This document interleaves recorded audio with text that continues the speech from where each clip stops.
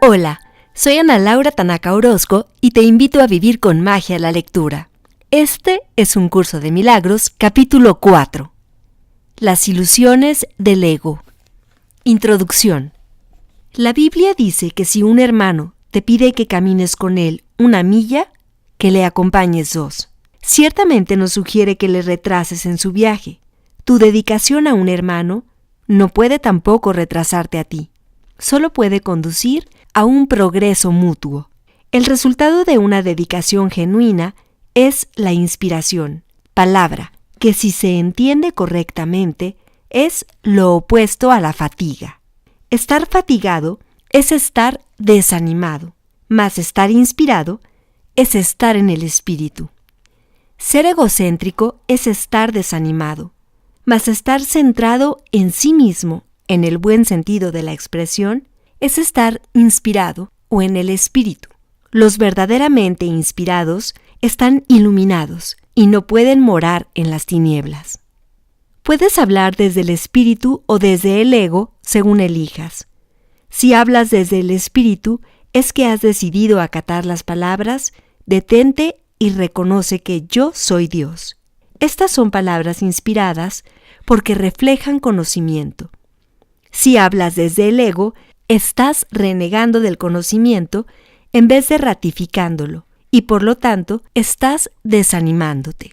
No te embarques en viajes inútiles, pues ciertamente no llevan a ninguna parte.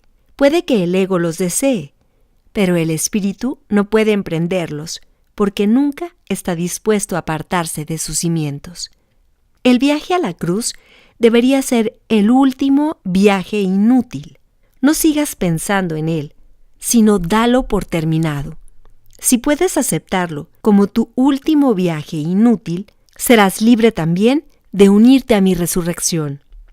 Hasta que no lo hagas, estarás desperdiciando tu vida, ya que ésta simplemente seguirá siendo una repetición de la separación, de la pérdida de poder, de los esfuerzos futiles que el ego lleva a cabo en busca de compensación y finalmente de la crucifixión del cuerpo o muerte.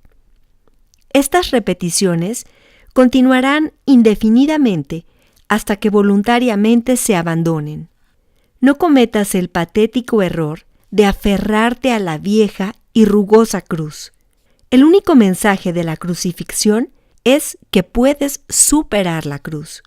Hasta que no la superes, eres libre de seguir crucificándote tan a menudo como quieras. Este no es el evangelio que quise ofrecerte. Tenemos otro viaje que emprender, y si lees cuidadosamente las lecciones que aquí se ofrecen, estas te ayudarán a prepararte para emprenderlo. 1. La enseñanza y el aprendizaje correctos. Un buen maestro clarifica sus propias ideas y las refuerza al enseñarlas. En el proceso de aprendizaje, tanto el maestro como el alumno están a la par. Ambos se encuentran en el mismo nivel de aprendizaje, y a menos que compartan sus lecciones, les faltará convicción. Un buen maestro debe tener fe en las ideas que enseña, pero tiene que satisfacer además otra condición. Debe tener fe en los estudiantes a quienes ofrece sus ideas. Muchos montan guardia en torno a sus ideas porque quieren conservar sus sistemas de pensamiento intactos, y aprender significa cambiar. Los que creen estar preparados siempre temen cambiar, porque no pueden concebir que los cambios sean un paso hacia adelante en el proceso de subsanar la separación. Siempre los perciben como un paso hacia una mayor separación, debido a que la separación fue su primera experiencia de cambio. Crees que si no permites ningún cambio en tu ego, alcanzarás la paz.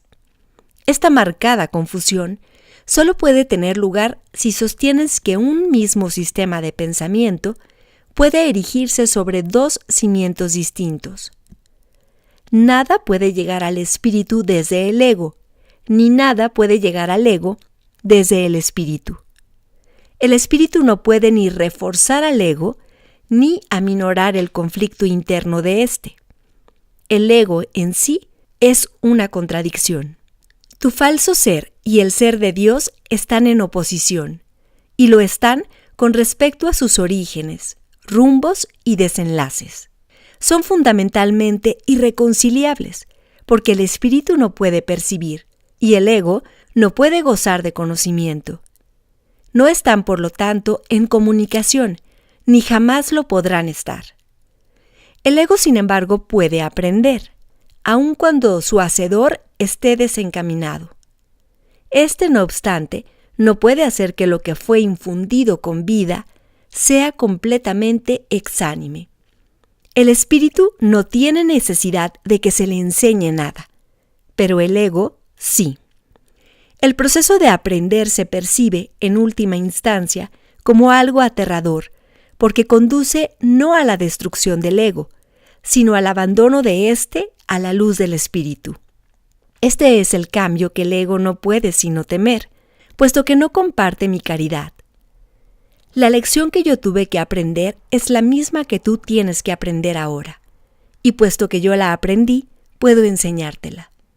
Nunca atacaré a tu ego, si bien estoy tratando de enseñarte cómo surgió su sistema de pensamiento.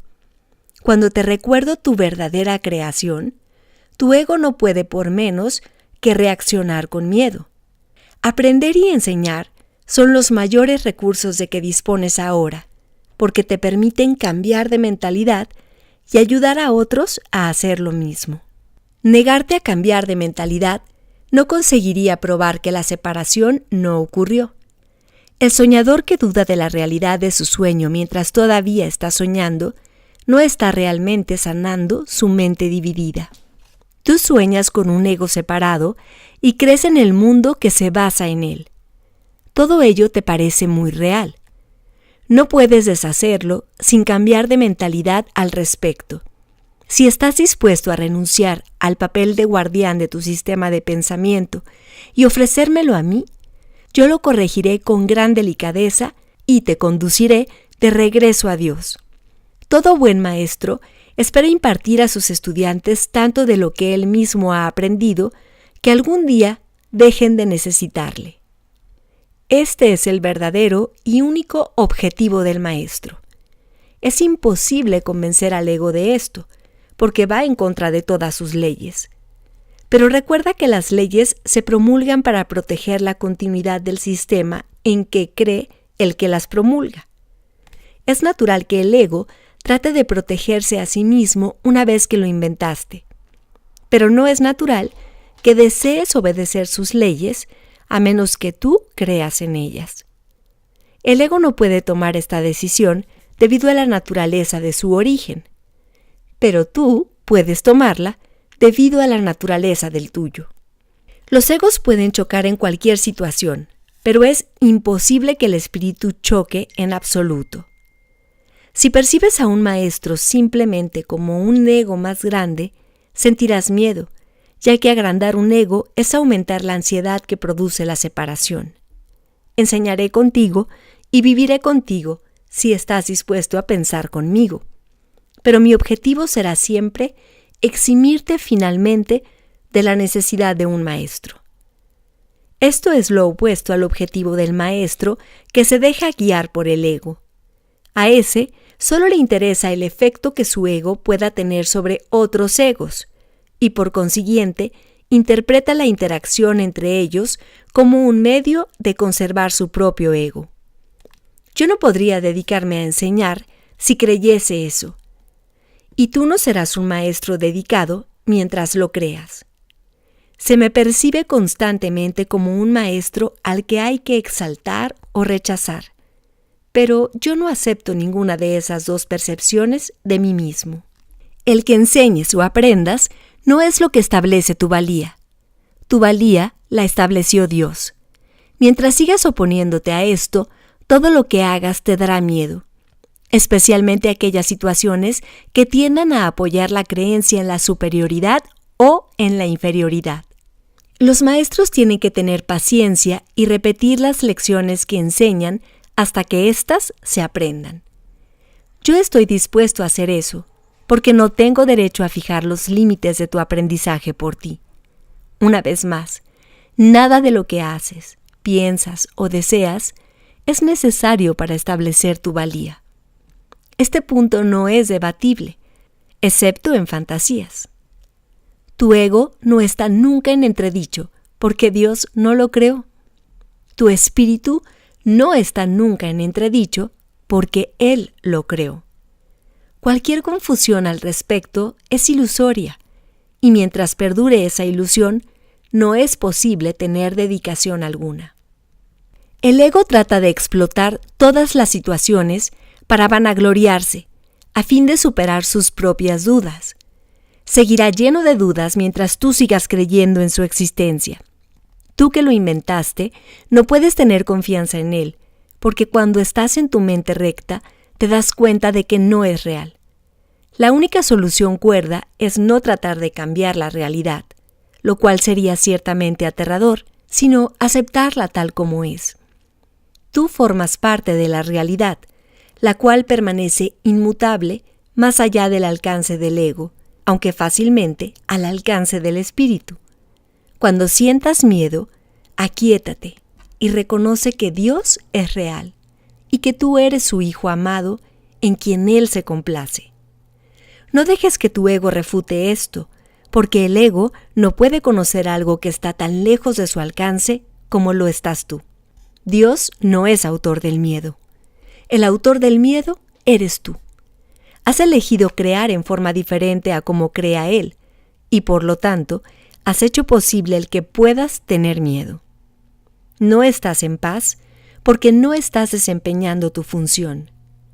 Dios te encomendó una función muy elevada que no estás llevando a cabo. Tu ego ha elegido estar atemorizado en vez de llevarla a cabo. Cuando despiertes, te será imposible entender esto, porque es literalmente increíble. No creas lo increíble ahora. Cualquier intento de incrementar su credibilidad es simplemente un intento de posponer lo inevitable. La palabra inevitable le causa terror al ego, pero es motivo de júbilo para el espíritu. Alcanzar a Dios es inevitable, y tú no puedes eludirlo, de la misma manera en que Él no te puede eludir a ti.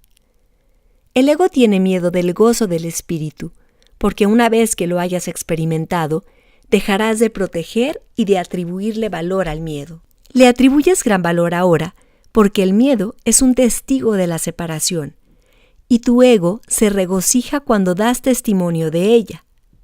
Repúdialo. No le escuches ni le ampares. Escucha únicamente a Dios, que es tan incapaz de engañar como lo es el espíritu que Él creó. Libérate y libera a otros.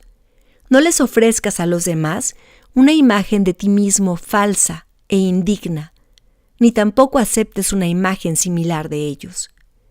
El ego ha construido para ti un hogar mísero e inhóspito porque no puede construir de ninguna otra manera. No trates de mantener en pie ese hogar ruinoso. En su debilidad radica tu fuerza. Solo Dios pudo erigir un hogar digno de sus creaciones, las cuales han elegido dejarlo vacío, desahuciándose así a sí mismas. No obstante, su hogar seguirá en pie eternamente, listo para cuando decidas entrar a ocuparlo. De esto puedes estar completamente seguro. Dios es tan incapaz de crear lo perecedero como el ego de fabricar lo eterno. Desde tu ego no puedes hacer nada para salvarte o para salvar a otros, pero desde tu espíritu puedes hacer cualquier cosa para salvar a otros o para salvarte a ti mismo. La humildad es una lección para el ego, no para el espíritu. El espíritu está más allá de la humildad porque reconoce su esplendor y gustosamente irradia su luz por todas partes. Los mansos heredarán la tierra porque sus egos son humildes, y esto hace que su percepción sea más fidedigna. El reino de los cielos es el derecho del espíritu, cuya belleza y dignidad están mucho más allá de cualquier duda, más allá de la percepción, y se alzan para siempre como las señales del amor de Dios hacia sus creaciones, las cuales son absolutamente dignas de Él, y solo de Él. Ninguna otra cosa es lo suficientemente valiosa como para poder ser una ofrenda para una creación de Dios mismo. Yo seré un sustituto de tu ego, si así lo deseas, pero nunca de tu espíritu. Un padre puede dejar su hijo al cuidado de un hermano mayor que haya demostrado ser responsable, pero esto no entraña confusión alguna acerca de quién es el padre. El hermano puede proteger el cuerpo y el ego del niño, pero eso no lo lleva a creer que él sea el padre. Me puedes confiar tu cuerpo y tu ego debido únicamente a que eso te permite desentenderte de ellos y me deja mostrarte que no son importantes. Yo no podría entender lo importantes que son para ti si yo mismo no hubiese estado tentado de creer en ellos. Aprendamos juntos esta lección, para que juntos podamos liberarnos de tu cuerpo y de tu ego. Necesito maestros dedicados que compartan mi objetivo de sanar a la mente. El espíritu no tiene ninguna necesidad de que ni tú ni yo lo protejamos. Recuerda lo siguiente: en este mundo no hay por qué tener tribulaciones, porque yo he vencido al mundo. Por eso es por lo que debes estar animado. 2. El ego y la falsa autonomía. Es razonable preguntarse cómo pudo la mente haber inventado al ego. De hecho, esa es la mejor pregunta que puedes hacerte. Sin embargo, no tiene objeto dar una respuesta en función del pasado, porque el pasado no importa, y la historia no existiría si los mismos errores no siguiesen repitiéndose en el presente. El pensamiento abstracto es pertinente al conocimiento, porque el conocimiento es algo completamente impersonal, y para entenderlo no se necesita ningún ejemplo. La percepción, por otra parte, es siempre específica y por lo tanto concreta. Todo el mundo inventa un ego o un yo para sí mismo, el cual está sujeto a enormes variaciones debido a su inestabilidad. También inventa un ego para cada persona a la que percibe, el cual es igualmente variable. Su interacción es un proceso que los altera a ambos, porque no fueron creados por el inalterable o mediante él. Es importante darse cuenta de que esta alteración ocurre con igual facilidad, tanto si la interacción tiene lugar en la mente como si entraña proximidad física. Pensar acerca de otro ego es tan eficaz en el proceso de cambiar la percepción relativa como lo es la interacción física. No puede haber mejor ejemplo que este de que el ego es solamente una idea y no un hecho. Tu propio estado mental es un buen ejemplo de cómo fue inventado el ego. Cuando repudiaste el conocimiento, fue como si jamás lo hubieses tenido. Esto es tan evidente que basta con que lo reconozcas para constatar que eso es lo que en realidad ocurre. Y si eso ocurre en el presente, ¿por qué habría de sorprenderte que hubiese ocurrido en el pasado? Asombrarnos ante lo inusual es una reacción comprensible, pero asombrarnos ante algo que ocurre con tanta frecuencia no lo es en absoluto. No olvides, no obstante, que la mente no tiene por qué operar así, aunque así es como opera ahora.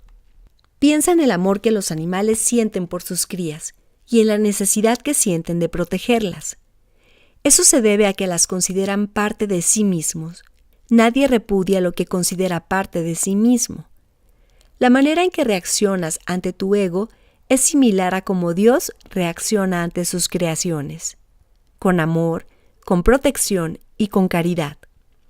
Tus reacciones ante el yo que inventaste no son sorprendentes.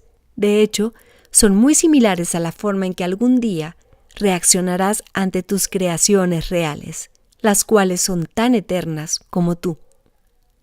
No es cuestión, por lo tanto, de cómo reaccionas ante el ego, sino de lo que crees ser. Creer es una función del ego, y mientras tu origen siga sujeto a interpretaciones, lo seguirás viendo desde el punto de vista del ego. Cuando el aprendizaje deje de ser necesario, simplemente conocerás a Dios.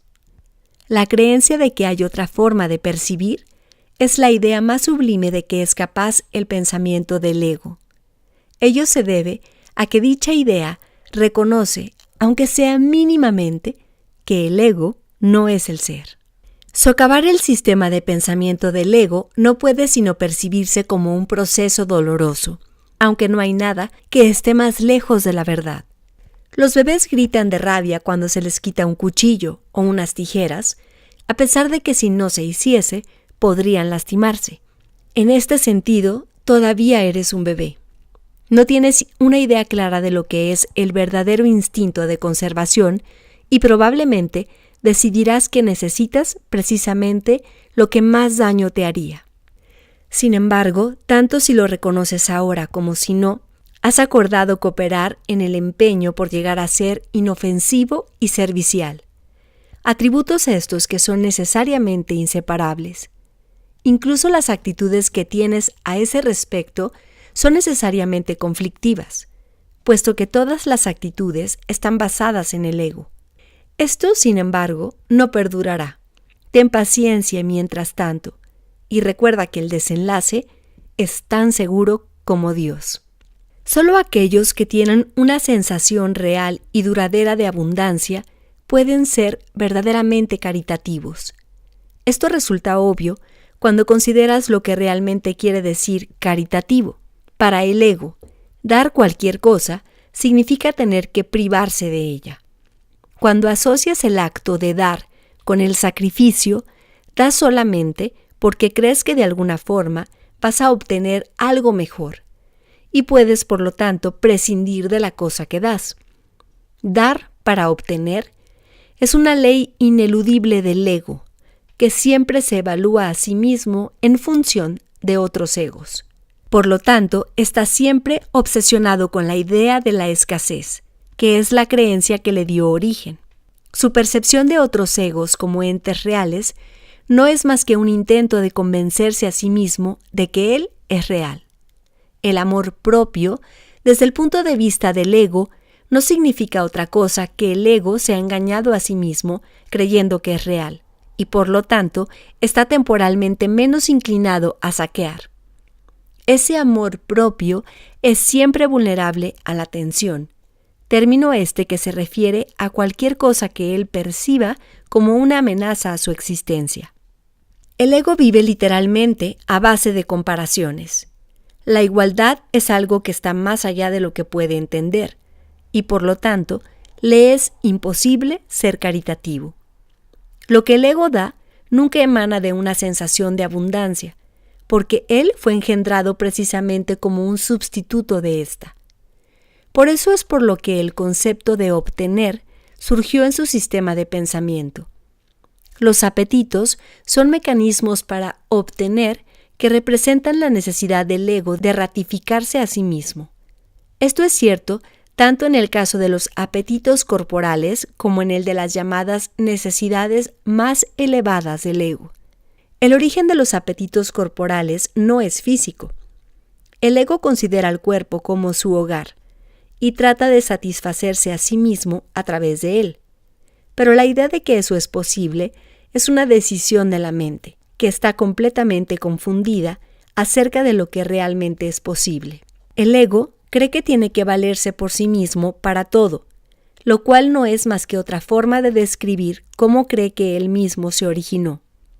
Es un estado de tanto temor que lo único que puede hacer es dirigirse a otros egos y tratar de unirse a ellos en un débil intento de identificarse con ellos, o atacarlos en una demostración igualmente débil de fuerza. No es libre, no obstante, de poner en tela de juicio la premisa que da lugar a todo esto, pues esa premisa es su base. El ego es la creencia de la mente según la cual tiene que valerse completamente por sí misma. Los incesantes esfuerzos del ego por ganar el reconocimiento del espíritu y establecer así su propia existencia son inútiles. El espíritu en su conocimiento no es consciente del ego, no lo ataca, simplemente no lo puede concebir en absoluto. Aunque el ego tampoco se percata del espíritu, se percibe a sí mismo rechazado por algo más grande que él. Por eso es por lo que el amor propio, tal como el ego lo concibe, no puede por menos que ser ilusorio. Las creaciones de Dios no crean mitos, si bien el esfuerzo creativo se puede trocar en mitología. Esto puede suceder, sin embargo, solo bajo una condición. Lo que fabrica deja de ser creativo. Los mitos pertenecen exclusivamente al ámbito de la percepción, y las formas que adoptan son tan ambiguas y su naturaleza está tan marcada por la dicotomía entre el bien y el mal, que ni siquiera el más benévolo de ellos está exento de connotaciones aterradoras. Los mitos y la magia están íntimamente relacionados, ya que los mitos generalmente tienen que ver con el origen del ego y la magia con los poderes que el ego se atribuye a sí mismo. Los sistemas mitológicos incluyen por lo general alguna descripción de la creación y la conectan con su forma particular de magia. La llamada lucha por la supervivencia no es más que la lucha del ego por prolongar su propia existencia, así como la interpretación que ha hecho con respecto a su comienzo. Este comienzo casi siempre se asocia con el nacimiento físico, ya que resulta difícil sostener que el ego existía antes de ese momento. Los más religiosos de los mitos basados en el ego puede que postulen que el alma existía antes y que seguirá existiendo después de un lapso temporal de vida en el ego. Algunos postulan incluso que el alma será castigada por este lapso. La salvación, no obstante, no es aplicable al espíritu, pues éste no está en peligro y, por lo tanto, no tiene que ser rescatado. La salvación no es otra cosa que mentalidad recta, que aunque no es la mentalidad uno del Espíritu Santo, se debe alcanzar antes de que la mentalidad uno pueda ser reinstaurada. La mentalidad recta conduce automáticamente al siguiente paso, ya que la percepción correcta está completamente exenta de cualquier forma de ataque, y por lo tanto, la mentalidad errada desaparece. El ego no puede sobrevivir sin hacer juicios, y por consiguiente se le abandona. La mente tiene entonces una sola dirección por la que avanzar. La dirección que sigue es siempre automática, pues no puede sino acatar los dictados del sistema de pensamiento al que se adhiere. No se puede hacer demasiado hincapié en el hecho de que corregir la percepción es simplemente un expediente temporal. Dicha corrección es necesaria únicamente porque la percepción falsa es un obstáculo para el conocimiento, mientras que la percepción fidedigna es un trampolín hacia él. El valor de la percepción correcta reside en la conclusión inevitable de que toda percepción es innecesaria. Esto elimina el obstáculo por completo. Te preguntarás cómo puede ser posible esto mientras que parezca que vives en este mundo. Esta es una pregunta razonable. No obstante, tienes que asegurarte de que realmente la entiendes. ¿Quién es el tú que vive en este mundo? El espíritu es inmortal y la inmortalidad es un estado permanente. El espíritu es tan verdadero ahora como siempre lo fue y lo será siempre, ya que no entraña cambios de ninguna clase. No es un continuo, ni se puede entender tampoco comparándolo con un opuesto. El conocimiento nunca admite comparaciones. En eso estriba su diferencia principal con respecto a cualquier otra cosa que la mente pueda comprender. 3. Amor sin conflicto. Es difícil entender lo que realmente quiere decir el reino de los cielos está dentro de ti.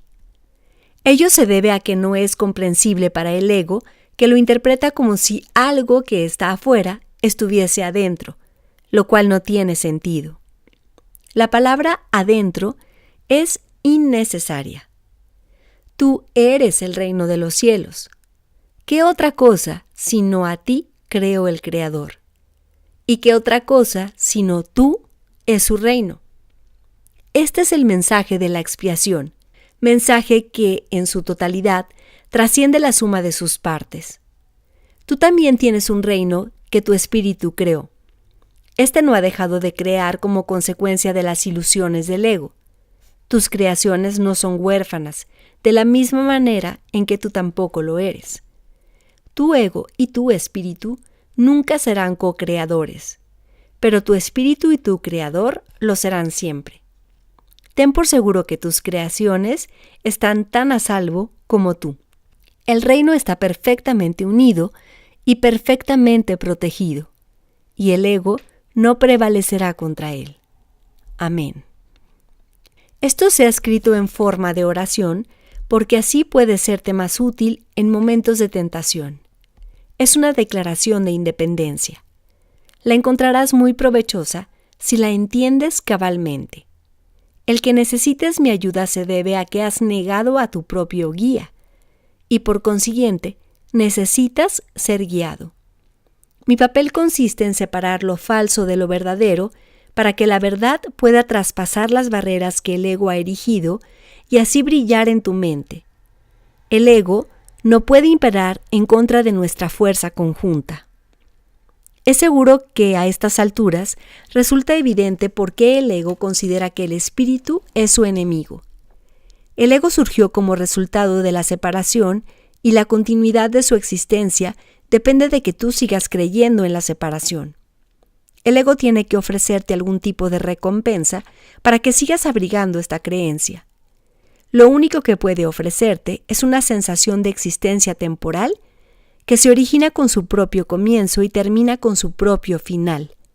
Te dice que esa vida es tu existencia, porque es la suya propia. Frente a esta sensación de existencia temporal, el espíritu te ofrece el conocimiento de la permanencia y de la inmutabilidad del estado de ser. Nadie que haya experimentado la revelación de esto puede volver a creer completamente en el ego otra vez.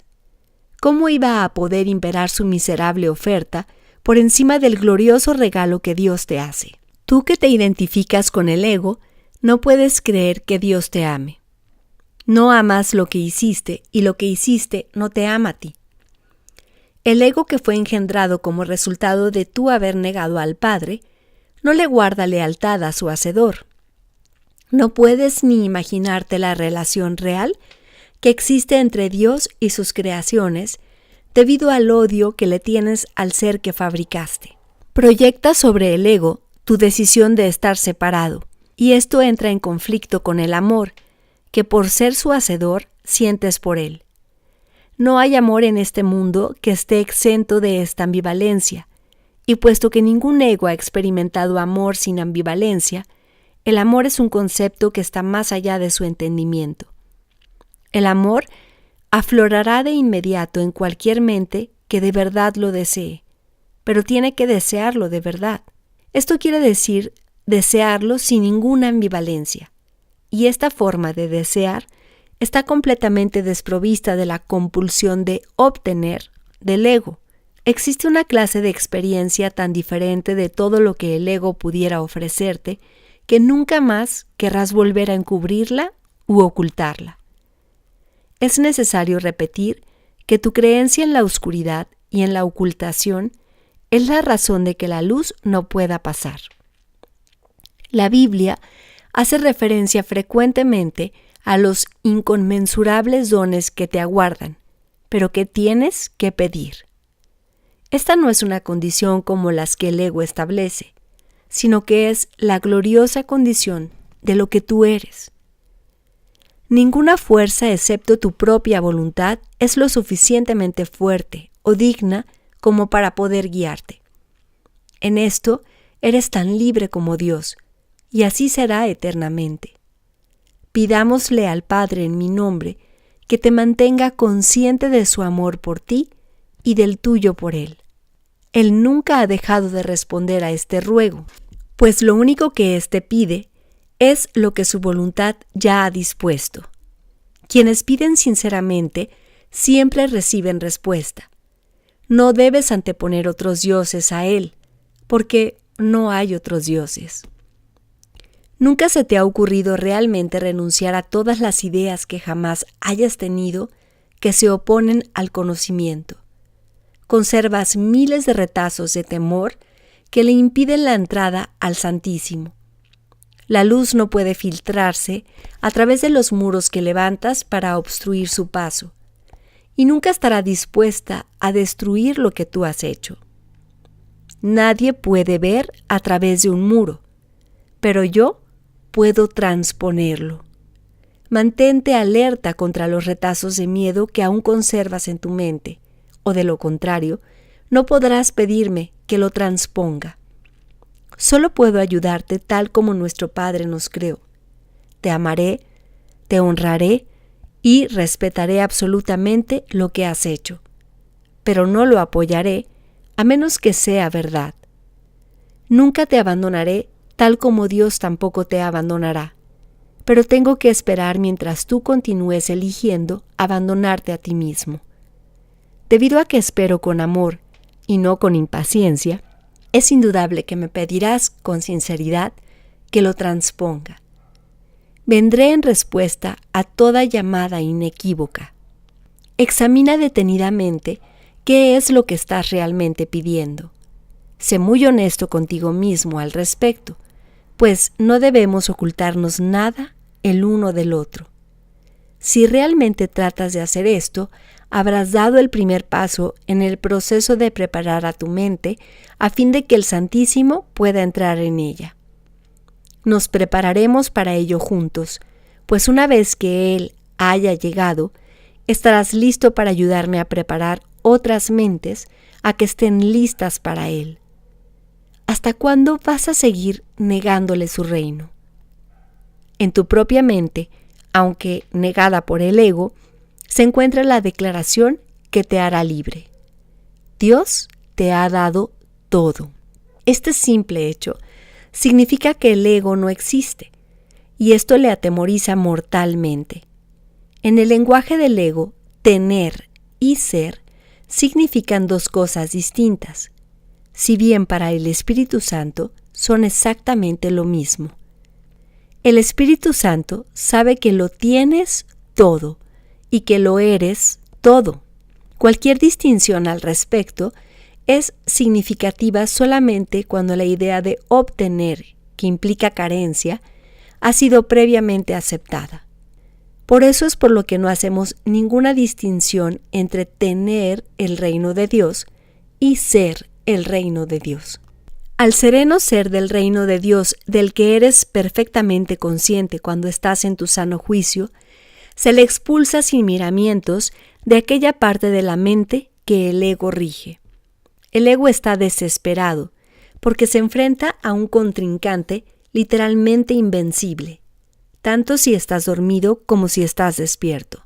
Observa cuánta vigilancia has estado dispuesto a ejercer para proteger a tu ego y cuán poca para proteger a tu mente recta. ¿Quién sino un loco se empeñaría en creer lo que no es cierto y en defender después esa creencia a expensas de la verdad? 4. Esto no tiene por qué ser así. Si no puedes oír la voz de Dios es porque estás eligiendo no escucharla. Pero que sí escuchas a la voz de tu ego lo demuestran tus actitudes, tus sentimientos y tu comportamiento. No obstante, eso es lo que quieres. Eso es por lo que luchas y lo que procuras proteger manteniéndote alerta. Tu mente está repleta de estratagemas para hacer quedar bien al ego, pero no buscas la faz de Cristo. El espejo en el que el ego trata de ver su rostro es ciertamente tenebroso. ¿De qué otra manera sino con espejos podría seguir manteniendo la falsedad de su existencia? Con todo, donde buscas para encontrarte a ti mismo, depende de ti. He dicho que no puedes cambiar de mentalidad modificando tu conducta, mas he dicho también, y en muchas ocasiones, que puedes cambiar de mentalidad. Cuando tu estado de ánimo te diga que has elegido equivocadamente, y esto es así siempre que no te sientes contento, reconoce entonces que ello no tiene por qué ser así. En cada caso, has pensado mal acerca de algún hermano que Dios creó, y estás percibiendo imágenes que tu ego forja en un espejo tenebroso. Examina honestamente qué es lo que has pensado que Dios no habría pensado y qué no has pensado que Dios habría querido que pensases. Examina honestamente tanto lo que has hecho como lo que has dejado sin hacer, y cambia entonces de mentalidad para que así puedas pensar con la mente de Dios. Esto puede parecer difícil, pero es mucho más fácil que intentar pensar al revés de cómo piensa Él. Tu mente y la de Dios son una. Negar esto y pensar de otra manera ha conservado a tu ego intacto, pero ha dividido literalmente a tu mente. Como hermano que te ama, tu mente es de suma importancia para mí, y te exhorto a seguir mi ejemplo cuando te contemples a ti mismo y cuando contemples a tu hermano, y a que veas en ambos las gloriosas creaciones de un Padre glorioso. Cuando te sientas triste, reconoce que eso no tiene por qué ser así. Las depresiones proceden de una sensación de que careces de algo que deseas y no tienes. Recuerda que no careces de nada, excepto si así lo decides. Y decide entonces de otra manera. Cuando sientas ansiedad, date cuenta de que la ansiedad procede de los caprichos del ego. Reconoce que eso no tiene por qué ser así. Puedes estar tan alerta contra los dictados del ego como en su favor.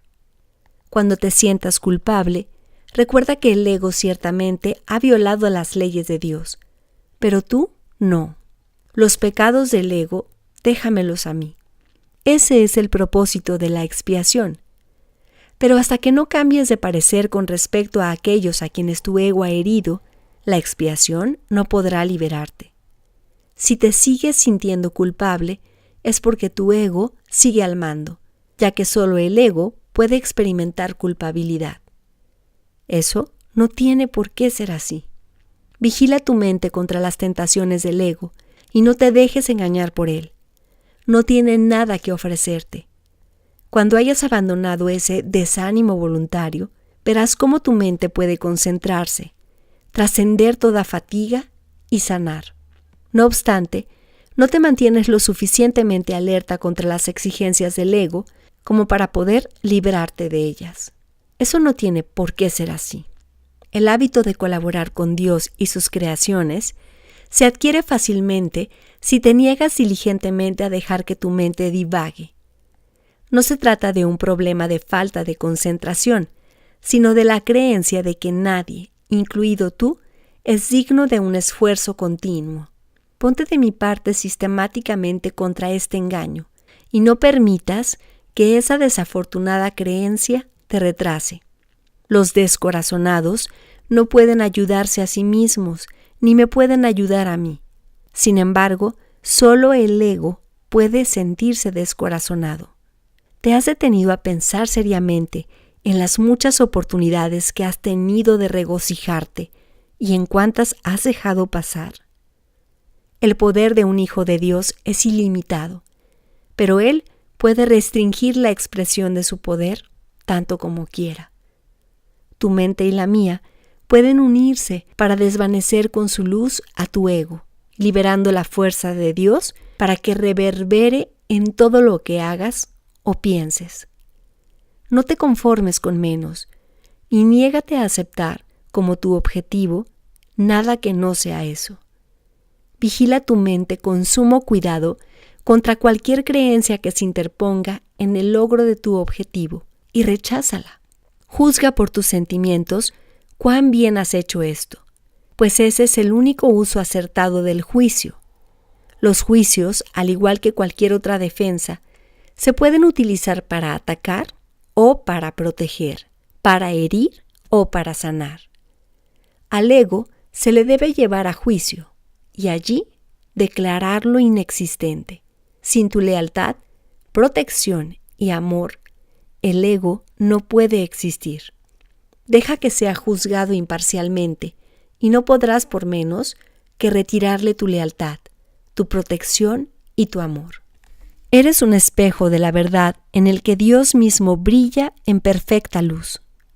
Al tenebroso espejo del ego, no tienes sino que decirle: no voy a mirar ahí, porque sé que esas imágenes no son verdad. Deja entonces que el Santísimo brille sobre ti en paz, sabiendo que así, y sólo así, es como debe ser. Su mente resplandeció sobre ti en tu creación y le dio existencia a tu mente. Su mente resplandece todavía sobre ti, y no puede sino resplandecer a través de ti. Tu ego no puede impedir que Dios resplandezca sobre ti, pero sí puede impedirte que le dejes resplandecer a través de ti. El primer advenimiento de Cristo no es más que otro nombre para la creación, pues Cristo es el Hijo de Dios. El segundo advenimiento de Cristo no significa otra cosa que el fin del dominio del ego y la curación de la mente. Al igual que tú, fui creado en el primero, y te he llamado para que te unas a mí en el segundo.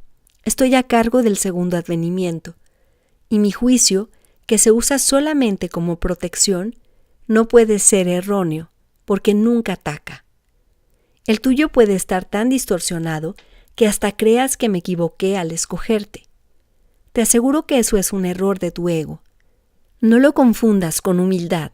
Tu ego está tratando de convencerte de que él es real y de que yo no lo soy, ya que si yo soy real, no puedo ser más real que tú. Ese conocimiento, y te aseguro yo que es conocimiento, significa que Cristo ha venido a tu mente y la ha sanado. Yo no ataco a tu ego, trato con tu mente superior, la morada del Espíritu Santo, tanto si estás dormido como si estás despierto, al igual como tu ego trata con tu mente inferior, que es su hogar. Me mantengo alerta por ti con respecto a esto, porque tú estás tan confundido que te resulta imposible reconocer tu propia esperanza. No estoy equivocado. Tu mente optará por unirse a la mía, y juntos somos invencibles. Tú y tu hermano os uniréis finalmente en mi nombre, y vuestra cordura os será restaurada. Resucité a los muertos porque sabía que la vida era un atributo eterno, de todo lo que el Dios viviente creó. ¿Por qué crees que habría de ser más difícil para mí inspirar a los desanimados o estabilizar lo inestable? Yo no creo que haya grados de dificultad en los milagros. Tú sí. Te he llamado y tú responderás. Yo comprendo que los milagros son acontecimientos naturales porque son expresiones de amor. El que yo te llame es tan natural como el que tú me respondas, e igualmente inevitable. 5. La ilusión del ego-cuerpo. Todas las cosas obran conjuntamente para el bien. En esto no hay excepciones, salvo a juicio del ego. El ego se mantiene extremadamente alerta con respecto a lo que permite llegar hasta la conciencia, y esa no es la manera en que una mente equilibrada se mantiene ecuánime. El desequilibrio del ego se acentúa aún más, porque mantiene su motivación principal oculta de tu conciencia, y hace que el control predomine sobre la cordura. El ego tiene todas las razones del mundo para hacer esto, de acuerdo con el sistema de pensamiento que le dio origen y al que sirve, puesto que el sano juicio juzgaría irrevocablemente contra él. El ego lo tiene que eliminar en aras de su propia supervivencia. Una de las causas principales del estado de desequilibrio del ego es su falta de discernimiento entre lo que es el cuerpo y lo que son los pensamientos de Dios.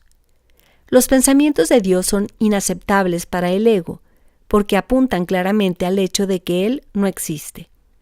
El ego, por lo tanto, los distorsiona o se niega a aceptarlos, pero no puede hacer que dejen de existir. El ego, por consiguiente, trata de ocultar no solo los impulsos inaceptables del cuerpo, sino también los pensamientos de Dios, ya que ambos suponen una amenaza para él. Dado que lo que básicamente le preocupa es su propia supervivencia ante cualquier amenaza, El ego los percibe a ambos como si fueran lo mismo, y al percibirlos así, evita ser aniquilado, como de seguro lo sería en presencia del conocimiento. Cualquier sistema de pensamiento que confunda a Dios con el cuerpo no puede por menos que ser demente. Sin embargo, esa confusión es esencial para el ego, que juzga únicamente en función de lo que supone o no una amenaza para él. En cierto sentido, su temor a Dios es cuando menos lógico, porque la idea de Dios hace que el ego se desvanezca. Pero que le tenga miedo al cuerpo, con el que se identifica tan íntimamente, no tiene ningún sentido. El cuerpo es el hogar que el ego ha elegido para sí. Esta es la única identificación con la que se siente seguro, ya que la vulnerabilidad del cuerpo es su mejor argumento de que tú no puedes proceder de Dios. Esta es la creencia que el ego apoya fervientemente. Sin embargo, odia al cuerpo, porque no lo considera lo suficientemente bueno como para ser su hogar. En este punto es donde la mente queda definitivamente aturdida. Habiéndole dicho el ego que ella es realmente parte del cuerpo y que el cuerpo es su protector, también le dice que el cuerpo no puede protegerla. Por consiguiente, la mente inquiere: ¿dónde puedo encontrar protección? A lo que el ego responde: en mí. La mente, y no sin razón, le recuerda al ego que él mismo ha insistido que con lo que ella se tiene que identificar es con el cuerpo, de modo que no tiene objeto recurrir a él para obtener protección. El ego no dispone de una respuesta plausible para esto, puesto que no la hay, pero sí dispone de una solución típica: eliminar la pregunta de la conciencia. Una vez fuera de la conciencia, la pregunta puede producir desasosiego y, de hecho, lo produce, pero no puede ser contestada, porque no puede ser planteada. Esta es la pregunta que debes hacerte: ¿a dónde debo acudir en busca de protección? Busca y hallarás. No significa que tengas que buscar ciega y desesperadamente algo que no podrías reconocer. La búsqueda que tiene sentido se emprende conscientemente, se organiza conscientemente y se dirige conscientemente. El objetivo debe formularse claramente y luego tenerse siempre presente. Aprender y querer aprender son inseparables.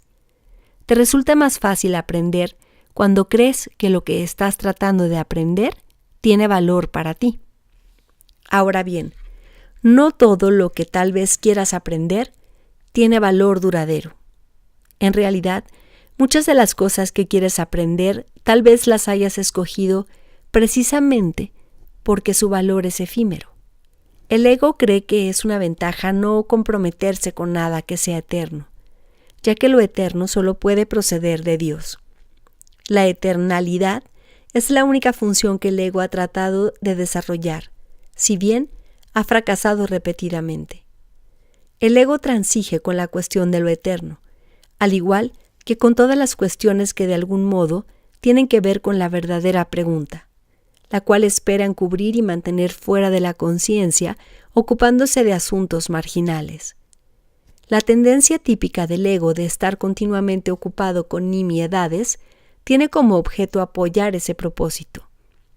Uno de sus ardides favoritos para obstaculizar el aprendizaje es embarcarse en problemas diseñados de tal manera que su resolución sea imposible. La pregunta que nunca formulan quienes se embarcan en tales maniobras dilatorias es: ¿para qué? Esa es la pregunta que tú tienes que aprender a plantear en relación con todo. ¿Qué propósito tiene esto? Sea cual fuere, dirigirá tus esfuerzos automáticamente. Cuando tomas una decisión con respecto a un propósito, tomas una decisión con respecto a los esfuerzos que vas a llevar a cabo en el futuro. Y esta decisión permanecerá en vigor a menos que cambies de parecer. 6. Las recompensas de Dios. El ego no reconoce el verdadero origen de la amenaza, y si tú te identificas con el ego, no entenderás la situación tal como es.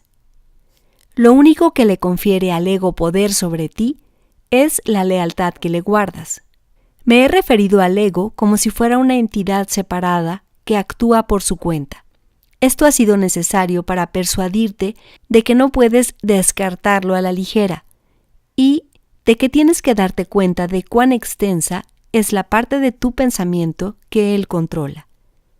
Sin embargo, no nos podemos detener ahí, pues de lo contrario, no podrías sino pensar que mientras estés aquí, o mientras creas estar aquí, estarás en conflicto. El ego no es más que una parte de lo que crees acerca de ti. Tu otra vida ha continuado sin ninguna interrupción y has sido y serás siempre completamente inmune a tus intentos de disociarte de ella. En el proceso de aprender a escapar de las ilusiones, es imprescindible que nunca te olvides de la deuda que tienes con tu hermano. Es la misma deuda que tienes conmigo. Cuando actúas egoístamente con otro, repudias la gracia que esta deuda te ofrece y la percepción santa que produciría. La palabra santa puede usarse aquí porque a medida que aprendes cuán endeudado estás con toda la filiación, la cual me incluye a mí, te aproximas tanto al conocimiento como la percepción lo permite. La brecha que entonces queda es tan diminuta que el conocimiento puede salvarla y eliminarla para siempre. Todavía tienes muy poca confianza en mí, pero esta aumentará a medida que recurras más y más a mí en vez de a tu ego en busca de consejo. Los resultados te irán convenciendo cada vez más de que esta es la única elección cuerda que puedes hacer. Nadie que aprenda por experiencia propia que cierta elección le brinda paz y alegría, mientras que otra le precipita al caos y al desastre, tiene más necesidad de persuasión. Es más eficaz aprender a base de recompensas que a base de dolor, porque el dolor es una ilusión del ego y no puede producir más que un efecto temporal. Las recompensas de Dios, en cambio, se reconocen inmediatamente como eternas. Puesto que este reconocimiento lo haces tú y no el ego, el reconocimiento mismo establece que tú y el ego no podéis ser lo mismo. Tal vez creas que ya has aceptado esto, pero aún no estás convencido de ello en absoluto.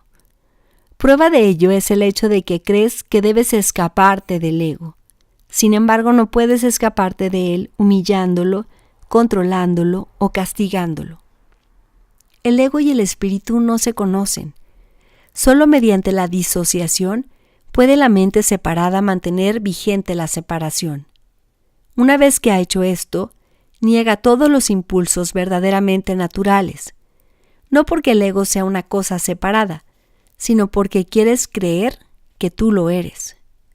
El ego es un mecanismo para seguir albergando esta creencia, pero sigue siendo únicamente tu decisión de usar tal mecanismo lo que lo perpetúa. ¿Cómo puedes enseñarle a alguien el valor de algo que él mismo ha desechado deliberadamente? Tiene que haberlo desechado porque no le atribuyó ningún valor.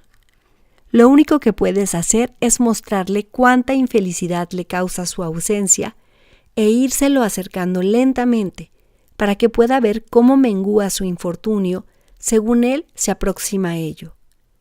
Esto le enseña a asociar su infelicidad con la ausencia de lo que desechó y lo opuesto a la infelicidad con su presencia. Comenzará a desearlo gradualmente a medida que cambie de parecer con respecto a su valor. Te estoy enseñando a que asocies la infelicidad con el ego y la felicidad con el espíritu. Tú te has enseñado a ti mismo lo contrario. Sigues siendo libre de elegir, mas a la vista de las recompensas de Dios, ¿puedes realmente desear las recompensas del ego? De momento, la confianza que yo tengo en ti es mayor que la que tú tienes en mí, pero no siempre será así. Tu misión es muy simple. Se te pide que vivas de tal forma que demuestres que no eres un ego, y yo no me equivoco al elegir los canales de Dios. El Santísimo comparte mi confianza y acepta mis decisiones con respecto a la expiación, porque mi voluntad nunca está en desacuerdo con la suya. Dije anteriormente que yo estoy a cargo de la expiación. Esto es así debido únicamente a que completé mi papel en ella como hombre, y ahora puedo completarla a través de otros. Los canales que he elegido no pueden fallar, porque les prestaré mi fortaleza mientras la suya sea insuficiente. Iré contigo al Santísimo, y mediante mi percepción, Él podrá salvar la diminuta brecha. Tu gratitud hacia tu hermano es la única ofrenda que quiero. Yo se la llevaré a Dios por ti, sabiendo que conocer a tu hermano es conocer a Dios. Si le estás agradecido a tu hermano, le estarás agradecido a Dios por lo que Él creó. Mediante tu gratitud podrás llegar a conocer a tu hermano, y un momento de verdadero reconocimiento convierte a todo el mundo en tu hermano, porque cada uno de ellos es hijo de tu Padre. El amor no conquista todas las cosas, pero sí las pone en su debido lugar.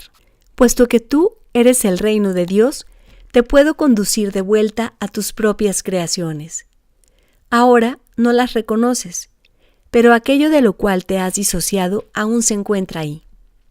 A medida que te acercas a un hermano, te acercas a mí, y a medida que te alejas de él, la distancia entre tú y yo aumenta. La salvación es una empresa de colaboración. No la pueden emprender con éxito aquellos que se desvinculan de la filiación, porque al hacer eso se desvinculan de mí. Dios acudirá a ti solo en la medida en que se lo ofrezcas a tus hermanos. Aprende primero de ellos y estarás listo para oír a Dios. Eso se debe a que el amor solo tiene una función. 6. Creación y comunicación. Está claro que si bien el contenido de cualquier ilusión particular del ego es irrelevante, su corrección es más útil dentro de un contexto específico. Las ilusiones del ego son muy concretas, aunque la mente es naturalmente abstracta. Parte de la mente, no obstante, se vuelve concreta al dividirse.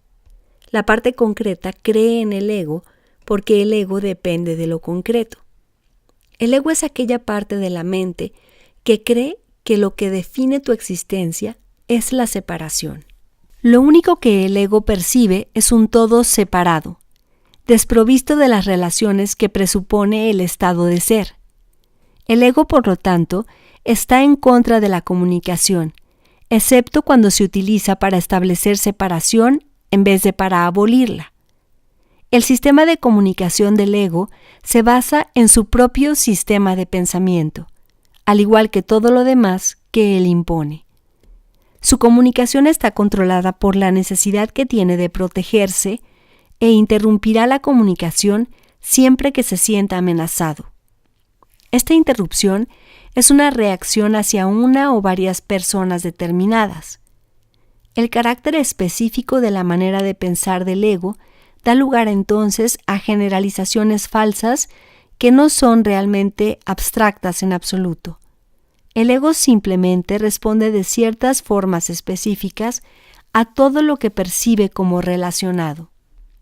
El espíritu, en cambio, reacciona de la misma manera a todo lo que sabe que es verdadero, y no responde en absoluto a nada más. Tampoco hace ningún esfuerzo por establecer lo que es verdad. Él sabe que lo único que es verdad es lo que Dios creó.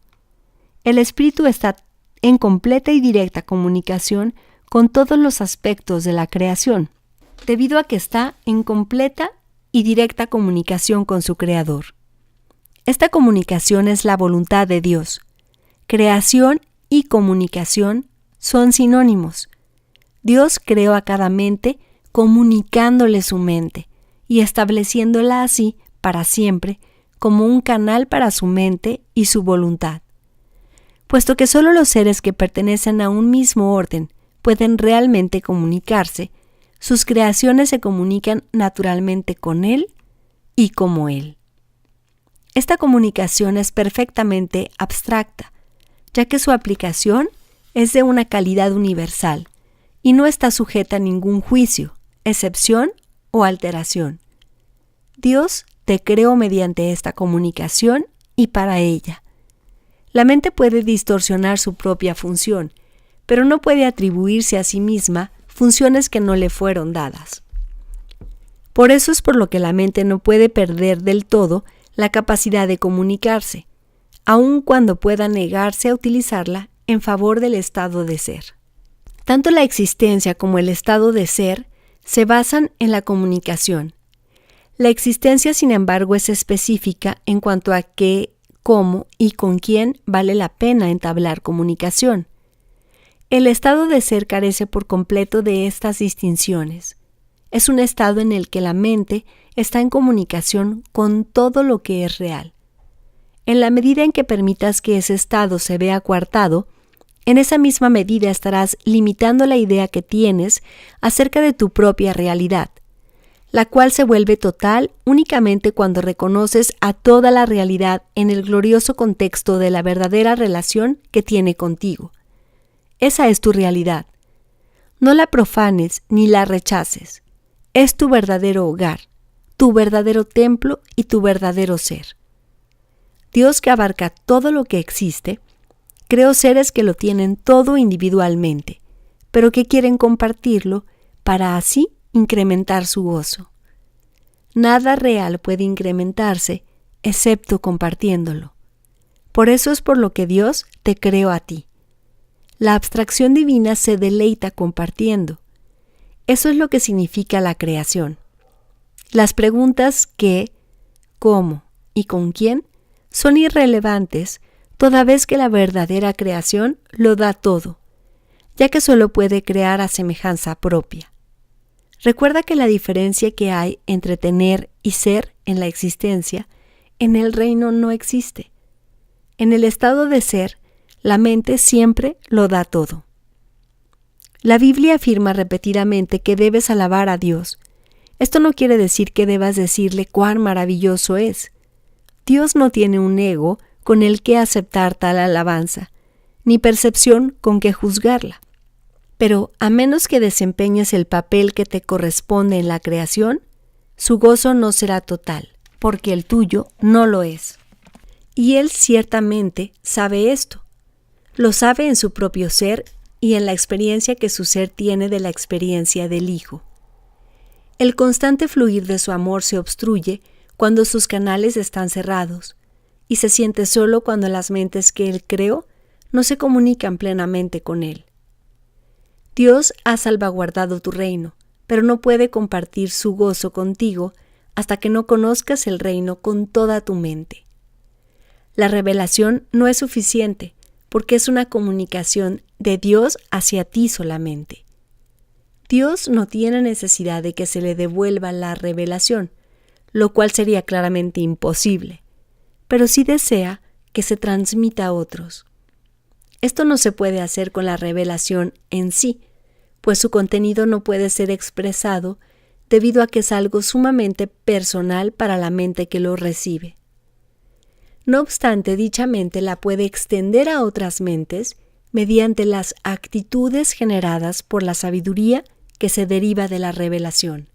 Dios es alabado cada vez que una mente aprende a ser completamente servicial. Esto, sin embargo, es imposible, a menos que también aprenda a ser completamente inofensiva, pues ambas creencias tienen que coexistir. Los que son verdaderamente serviciales son a su vez invulnerables, porque no protegen a sus egos, y por lo tanto, nada puede hacerles daño. Su espíritu servicial es la manera en que alaban a Dios, y Él les devolverá las alabanzas que le hagan porque ellos son como Él, y pueden regocijarse juntos. Dios se extiende hasta ellos y a través de ellos, y cunde una gran alegría por todo el reino. Cada mente que ha sido transformada contribuye a aumentar esta alegría al estar individualmente dispuesta a compartirla. Los verdaderamente serviciales son los obradores de milagros de Dios, a quienes yo dirijo hasta que estemos todos unidos en el júbilo del reino. Yo te dirigiré allí, donde puedas ser verdaderamente servicial y a quien pueda seguir mi dirección a través de ti.